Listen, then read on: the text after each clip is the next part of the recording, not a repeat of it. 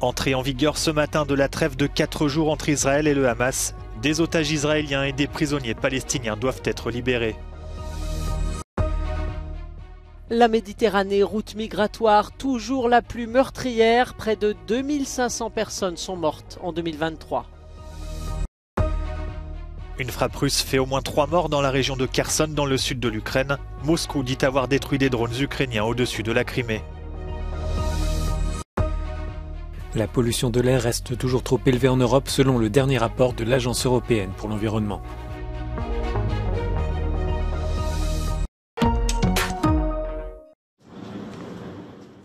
La trêve de 4 jours entre Israël et le Hamas dans la bande de Gaza est entrée en vigueur ce matin. Elle doit permettre la libération de 50 otages israéliens, dont 13 dès aujourd'hui, et de prisonniers palestiniens. Un plus grand nombre de convois humanitaires ainsi que des camions chargés de carburant vont également pouvoir entrer dans l'enclave après 48 jours de bombardement de l'armée israélienne en représailles à l'attaque du Hamas.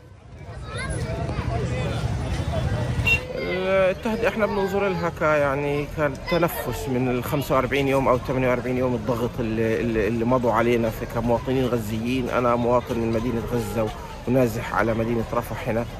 كنت اتمنى ان تكون التهدئة تشمل كل قطاع غزة عشان اروح اشوف بيتي المهدوم واشوف ايش الاشياء المتبقية من.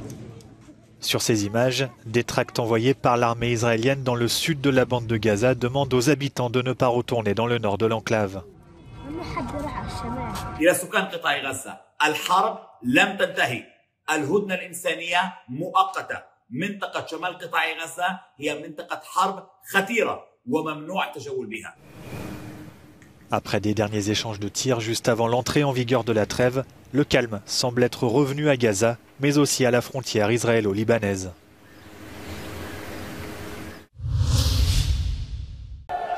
Le résultat des élections législatives néerlandaises pourrait annoncer de nouveaux casse-têtes pour l'Union européenne.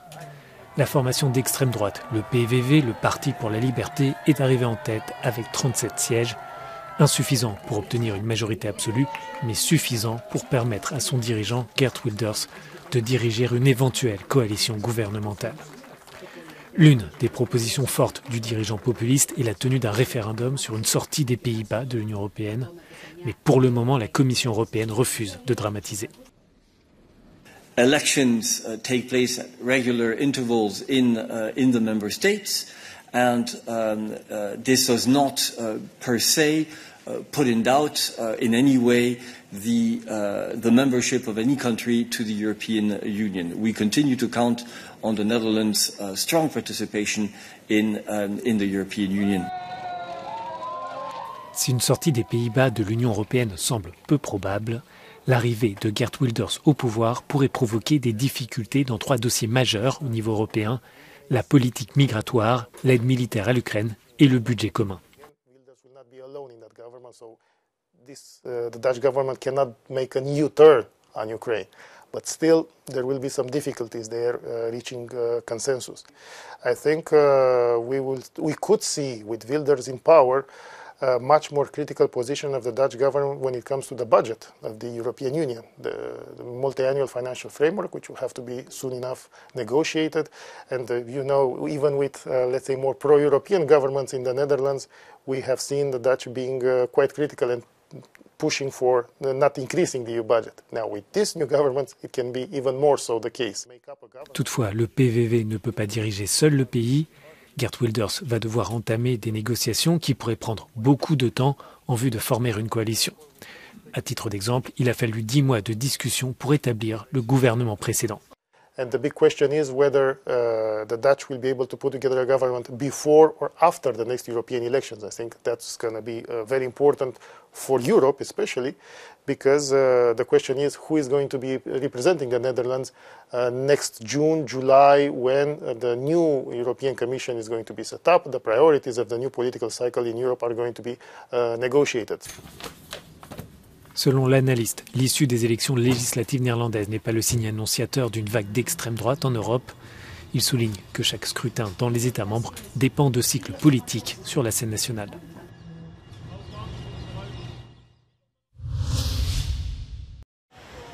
Au moins 2480 migrants sont morts ou portés disparus dans les eaux de la Méditerranée depuis le début de l'année, un chiffre qui dépasse déjà celui de l'ensemble de l'année 2022, alors que 2023 n'est pas terminé. L'Organisation internationale pour les migrations de l'ONU constate que 2023 est l'année la plus meurtrière dans la mer Méditerranée depuis 5 ans. 2016 avait été la plus dramatique, avec plus de 5000 victimes. Le nombre de morts dans les Amériques est estimé, lui, à 1078 depuis le début de l'année. La frontière entre le Mexique et les États-Unis est le théâtre d'une grave crise des droits de l'homme. Les principales causes de décès dans cette zone sont la noyade dans le Rio Grande, le Rio Bravo et les canaux environnants, sans compter les décès causés par les conditions environnementales difficiles et le manque d'abri, de nourriture et d'eau.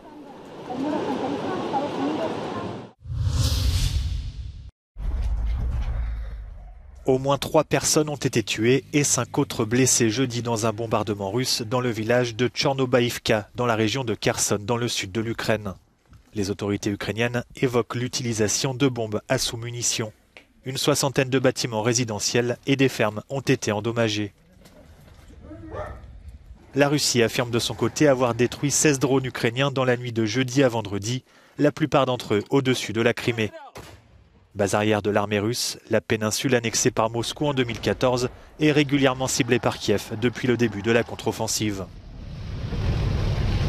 Un hommage a par ailleurs été rendu au journaliste russe décédé de ses blessures dans une frappe ukrainienne dans la région de Zaporizhia selon les autorités russes. Boris Maksoudov travaillait pour la chaîne de télévision publique Rossiya 24. Une quinzaine de journalistes sont morts depuis le début de l'invasion russe de l'Ukraine.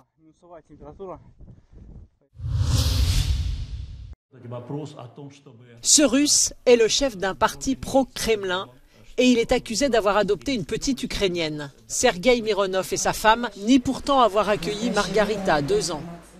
La petite Ukrainienne faisait partie d'un groupe de 48 enfants envoyés de force en Russie depuis un foyer de Kherson après la conquête de cette ville ukrainienne.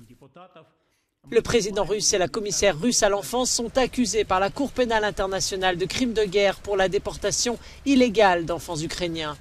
Ils seraient 20 000 en Russie. Pour la Corée du Sud, il n'y a pas de doute. C'est l'appui de la Russie qui a probablement permis à la Corée du Nord de mettre en orbite son premier satellite espion. Ce lancement, en violation des résolutions de l'ONU, tend un peu plus les relations entre les deux Corées. Séoul a d'ailleurs partiellement suspendu un accord militaire avec sa voisine. Le président russe Vladimir Poutine avait promis de soutenir le programme de satellite de Pyongyang. Washington, Séoul et Tokyo estiment que c'est en échange d'une aide militaire nord-coréenne contre l'Ukraine. Si la qualité de l'air s'améliore en Europe, les niveaux de pollution demeurent encore trop élevés. C'est l'alerte lancée par l'Agence européenne pour l'environnement dans un rapport publié vendredi. L'établissement souligne que les 27 ne parviennent pas à atteindre leurs propres standards et encore moins ceux fixés par l'Organisation mondiale de la santé, ce qui menace le bien-être des Européens. There are of course many different air pollutants, but I picked the one that is most severe and most harmful, fine particles. And we have our latest estimations is that 253,000 deaths can be attributed to this pollutant. And these indeed could be prevented by right measures. Le nombre de décès liés aux particules fines a diminué de 41% entre 2005 et 2021. Mais les États membres doivent poursuivre leurs efforts, souligne l'agence. La pollution par le dioxyde d'azote est à l'origine de 52 000 décès et l'exposition à court terme à l'ozone est à l'origine de 22 000 morts attribuables dans l'Union. En ville, les transports sont la principale source de pollution. Dans certaines régions d'Europe, le chauffage domestique à partir de combustibles solides comme le charbon ou le bois détériore aussi la qualité de l'air. Tous ces phénomènes accumulés peuvent provoquer ou aggraver des maladies. In the most severe cases it causes illnesses which lead quite quickly to death, lung cancer as an example.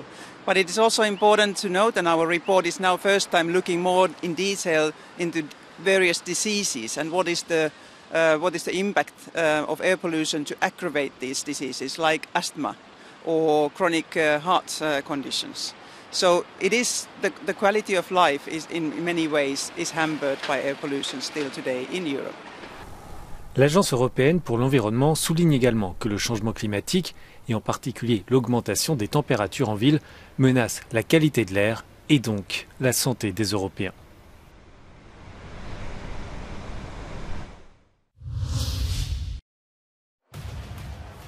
Le film est à peine sorti en France qu'il crée déjà la polémique.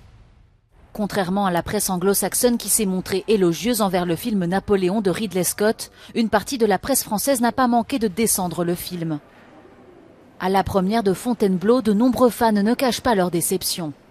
C'est de la merde. Non, j'ai pas aimé. C'est dommage de mettre autant d'argent dans une si belle production pour raconter autant de choses fausses. Ça commence déjà par une énorme contre-vérité historique. Le Bonaparte n'a jamais assisté à la décapitation de Marie-Antoinette, et puis comme ça tout le long. Et puis alors des scènes vraiment pour mettre entre les yeux des enfants. Quelquefois, j'ai quand même été un petit peu interpellée par le personnage de Napoléon dans son intimité. Je ne le voyais pas tout à fait comme ça, mais après tout, qu'en sait-on? Mais c'est un film magnifique. Ça fait très longtemps que je n'ai pas vu un film aussi grandiose. Le film Napoléon a déjà fait près de 121 000 entrées dans les salles françaises. Il s'agit du 31e film consacré à la vie de l'empereur. La première adaptation date de 1927. I simply never do.